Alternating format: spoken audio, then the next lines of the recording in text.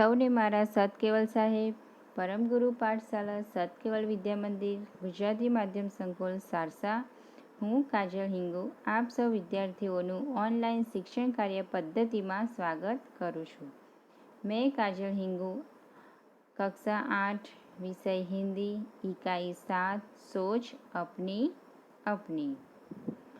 तो विद्यार्थी मित्रों, आज हम क्या सीखेंगे और समझेंगे सोच अपनी अपनी.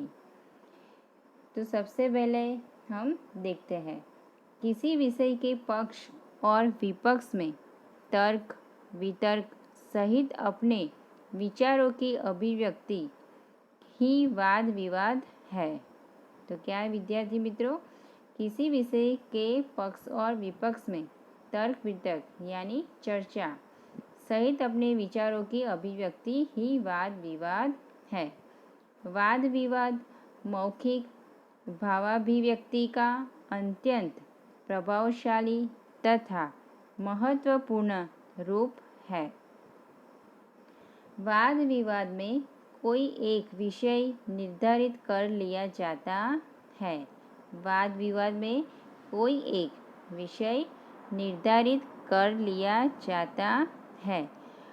कुछ विद्यार्थी उस विषय के पक्ष में तथा कुछ विपक्ष में अपने अपने तर्क इकट्ठे करके कार्यक्रम के दिन श्रोताओं के सामने प्रस्तुत करते हैं कि आज हमें ये करना है. तो विद्यार्थी मित्रों, आप तैयार हैं ना? ओके. एक वक्ता पक्ष में अपने विचार रखता है, एक वक्ता पक्ष में अपने विचार रखता है तो दूसरा वक्ता विपक्ष में. इस प्रकार वक्ताओं को अपनी बात ही पुष्टि तथा विपक्ष के कथन के खंडन का अवसर मिलता है. तो विद्यार्थी मित्रों, आज आपको दो पक्ष बनाने हैं, एक चित्र वाले और दूसरे विपक्ष में. तो सबसे पहले आपको ये दोनों चित्र आपको ध्यान से देखना है और फिर उन पर आधारित प्रश्नों पर कक्षा में वाद विवाद करवाएंगे. लेकिन हमारी तो स्कूल अभी चालू भी नहीं हुई है ना विद्यार्थी मित्रों. तो हम आज इनमें ही विपक्ष के बारे में हम बात करेंगे. ओके. तो विद्यार्थी मित्रों, आपको ये सुनना है और ध्यान से समझना है. ओके. तो नीचे दिए गए चित्रों को ध्यान से देखिए. विद्यार्थी मित्रों, आपको ये चित्र ध्यान से देखना है. फिर उन पर आधारित प्रश्नों पर आपको मैं वाद विवाद करवाऊंगी और आपको ध्यान से सुनना है. तो पहला चित्र में आपने में से कौन बोलेगा? ओके. तो मैं आपको बताती हूँ. तो आपके जैसे ही एक विद्यार्थी एक चित्र के बारे में क्या कहता है ये आप सुनिए. पहला चित्र आप ध्यान से देखिए. रमेश कहता है, नगर अपने पक्के और आलीशान मकानों, पक्की सड़कों और वाहनों पर कितना भी गर्व करे. रमेश क्या कहता है? नगर यानी शहर अपने पक्के और आलीशान मकानों, पक्की सड़कों और वाहनों पर कितना भी गर्व करे, लेकिन सच तो यही है कि जो सुख शांति ग्रामीण जीवन में है वह नगर में नहीं मिल सकती. तो विद्यार्थी मित्रों, आपको समझ में आता है ना? ओके. तो रमेश क्या कहता है कि पक्के और आलीशान मकानों और पक्की सड़कों और वाहनों पर कितना भी गर्व करे. कौन गर्व करे? शहर वाले. लेकिन सच तो है यही है कि जो सुख शांति ग्रामीण जीवन में है वह नगर में ही नहीं मिल सकती. सुबह उठो, उगते हुए सूर्य के दर्शन करो. सुबह उठो, उगते हुए सूर्य के दर्शन करो और दिल लगाकर अपने खेतों में काम करो. ताज़ा अनाज खाओ, ताज़ा फल खाओ और ताज़ी सब्जियां खाओ। ये सब ग्रामीण जीवन में पाया जाता है। सूर्यास्त होते ही घर में आकर सबसे मिलो, बातें करो और सबके साथ खाना खाओ। गांव की बैठक में दिलचस्प चर्चाएं करो और गांव की बैठक में खुशी से चर्चाएं करो। यह है गांव का आनंद, यह है गांव का आनंद, यह है गांव की मस्ती। और क्या है? यह गांव की मस्ती है। मेलों में जाओ, बैलगाड़ी, साइकिल की सवारी का रस लूटो। और गांव में क्या होता है? मेले भी होते हैं और बैलगाड़ी और साइकिल की सवारी का रस लूटो। जीवन का यह रस शहरों में, रमेश क्या कहता है? और ग्रामीण जीवन के बारे में आप ध्यान से सुने। जीवन का यह रस शहरों में कहाँ नसीब हो सकता है? जीवन का यह रस शहरों में कहाँ नसीब हो सकता है? वहाँ तो सब कुछ नकली और बनावटी भी होता है। 24 घंटे अशांति ही अशांति। रमेश क्या कहता है? शहर में 24 घंटे अशांति ही अशांति है और भागम भाग है। यह कोई जीवन है? रमेश क्या कहता है? यह शहर का कोई जीवन है जीने के लिए? तो देखो विपक्ष में क्या कहते हैं महेश, ये भी एक स्टूडेंट ही है आपके जैसा। तो महेश कहता है वाह रे वाह, वाह रे गाँव के भक्त। वो क्या कहता है? वाह रे गाँव के भक्त। इसी 21वीं सदी में ही यह पिछड़ापन। देखो ये विपक्ष है, तो क्या कहता है रमेश को, महेश को, इस 21वीं सदी में भी यह पिछड़ापन, यानी अभी भी 21वीं सदी में जीते हो या नहीं। नगर हमारे जीवन की प्रगति के परिचायक है। नगर में हमारे जीवन की प्रगति के परिचायक है, हमारी सभ्यता के प्रतीक है और हमारी सभ्यता के प्रतीक है। वैज्ञानिक सभ्यता के फलने फूलने का अक्षर नगरों में ही मिलता है। तो रमेश क्या बोलता है? ओके, नगरों की भागदौड़ यहाँ के गतिशील जीवन की सूचक है। नगरों का शोरगुल यहाँ की जिंदा दिली का सबूत है। तो देखो ये क्या कहता है विपक्ष, नगरों का शोरगुल यानी आवाज़ यहाँ की जिंदा दिली का सबूत है। यहाँ के तमाम स्कूल, कॉलेज, इंस्टीट्यूट हमारी योग्यता को बढ़ाने में लगे रहते हैं। बुद्धि, प्रतिभा की चमक दमक नगरों में ही देखी जा सकती है। मुझे तो अपनी मुंबई से सबसे अच्छी लगती है। तो विपक्ष क्या कहते हैं? मुझे तो अपनी मुंबई सबसे अच्छी लगती है। तो विद्यार्थी मित्रों, आपको ये दोनों चित्रों में मैंने आपको पक्ष और विपक्ष में बताया। तो विद्यार्थी मित्रों, आपको कहाँ रहना पसंद है, गांव में या शहर में? बोलो। ओके, आपको दोनों में पसंद है ना? ओके, तो हम आगे चलते हैं। दोनों चित्रों में क्या अंतर है? ये प्रश्न के जवाब आपको लिखने हैं नोटबुक में। दोनों चित्र में क्या अंतर है? तो मैं आपको ये बताती हूँ। दोनों चित्रों में से एक चित्र कौन सा है? गांव का और दूसरा नगर का। गांव के चित्र में नदी है, गांव के चित्र में नदी है। विद्यार्थी मित्रों, आपको ये चित्र ध्यान से देखना है। उसके घाटों पर नहाते, कपड़े धोते, पानी भरते और काम करते लोग दिखाई देते हैं। गांव में कच्चे घर हैं। गांव में क्या दिखाई देते हैं? कच्चे घर। लोग मामूली कपड़े पहने हुए हैं और लोग मामूली कपड़े पहने हुए हैं, लेकिन गांव में बड़ी शांति का वातावरण है। और दूसरे चित्र में क्या है आप देखें। नगर के चित्र में चौड़ी और दो तरफ सड़क है। क्या है? नगर के चित्र में चौड़ी और दो तरफा सड़क है। पक्के मकान है और क्या दिखाई देता है? पक्के मकान। सड़क पर वाहन चल रहे हैं।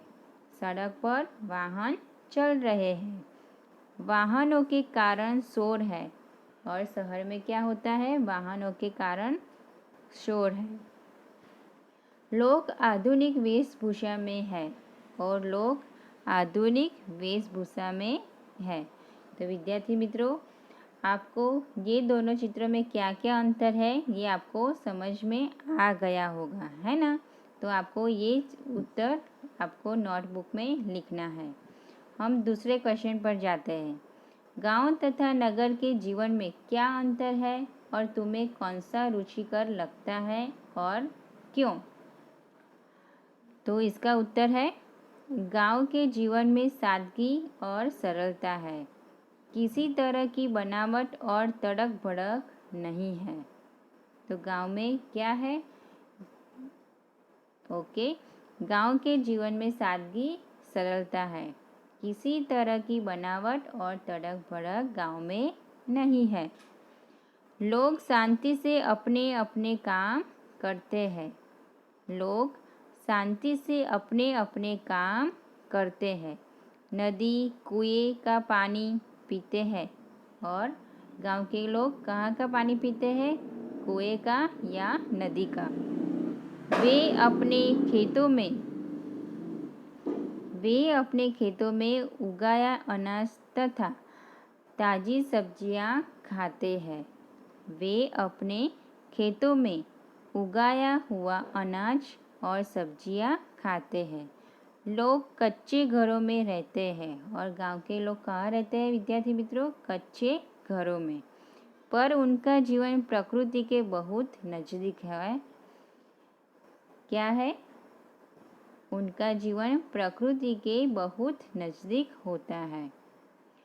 और नगर के जीवन में क्या क्या है ये आप देखें। नगर के जीवन में तड़क भड़क और बनावट अधिक होती है। लोग आधुनिक और फैशनेबल कपड़े पहनते हैं। वे पक्के मकानों में रहते हैं। वे नल का पानी पीते हैं और गांव का कुएं या नदी का पानी पीते हैं और बाजार से अनाज तथा फल सब्जी खरीदकर खाते हैं। नगर की सड़कों पर वाहनों का हमेशा शोर होता है। लोग दुकानों, बैंकों और दफ्तरों में काम करते हैं। नगर के जीवन में शांति नहीं होती। लोगों का जीवन प्रकृति से बहुत दूर होता है। तो आपको तो रुचिकर तो मैंने आपको बता दिया, लेकिन क्यों अच्छा लगता है ये आपको बताना है। तो मैं आपको समझाती हूँ। नगर के जीवन में अनेक दोष हैं, फिर भी मुझे यहाँ का जीवन ही पसंद है।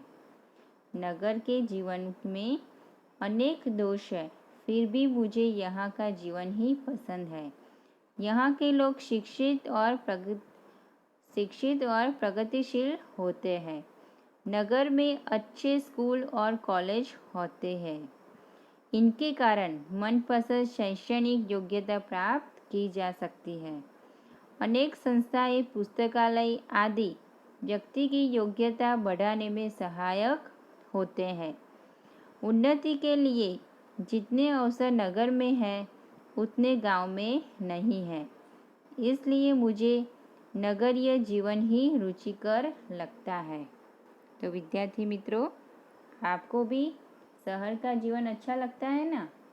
ओके, तो ये प्रश्न के उत्तर आपको मैंने बताया और आपको मैंने समझाया। तो आपको ये प्रश्न के उत्तर नोट डाउन करना है और आपको याद भी रखना है। तो तीसरा क्वेश्चन है, क्या तालाब का जल पीने के लिए योग्य है? यदि नहीं तो क्यों? तो इसका उत्तर आपको आता है? ओके, तो मैं आपको बताती हूँ। तालाब का जल पीने के लिए योग्य नहीं होता। क्यों? तो तालाब चारों ओर से बंद होता है। उसमें चारों ओर से बाहर की धूल मिट्टी अंदर गिरती है। पेड़ों के पत्ते गिरकर सड़ते रहते हैं। लोग तालाब के किनारे कपड़े धोते हैं और जानवरों को भी तालाब में नहलाते हैं। यह सारी गंदगी तालाब के जल को दूषित कर देती है।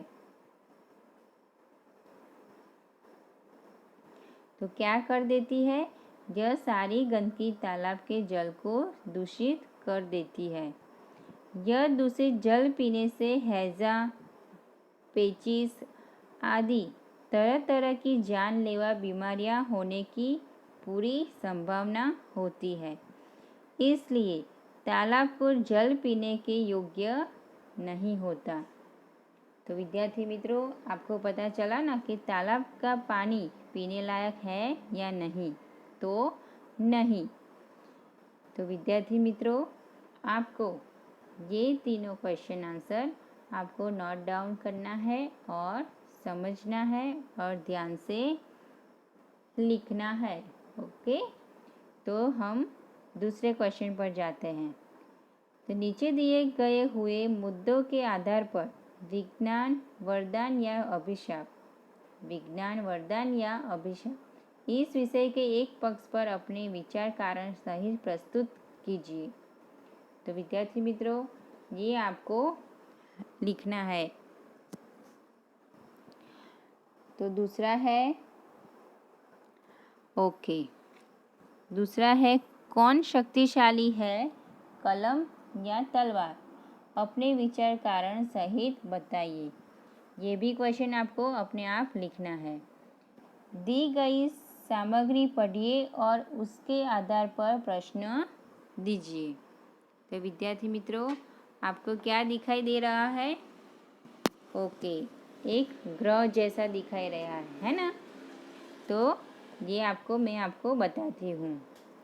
बहुत दूर जन्म ले रहा है धरती जैसा ग्रह। ओके, नासा की दूरबीन ने दिखाई पृथ्वी के जन्म जैसी तस्वीरें। 424 प्रकाश वर्ष दूर है नया ग्रह। तो विद्यार्थी मित्रों, आपको ये पढ़ना है और इसके आधार प्रश्न के उत्तर भी आपको लिखना है। तो विद्यार्थी मित्रों, हम इसके प्रश्न के देखते हैं। अंतरिक्ष की किस घटना से वैज्ञानिक उत्साहित है?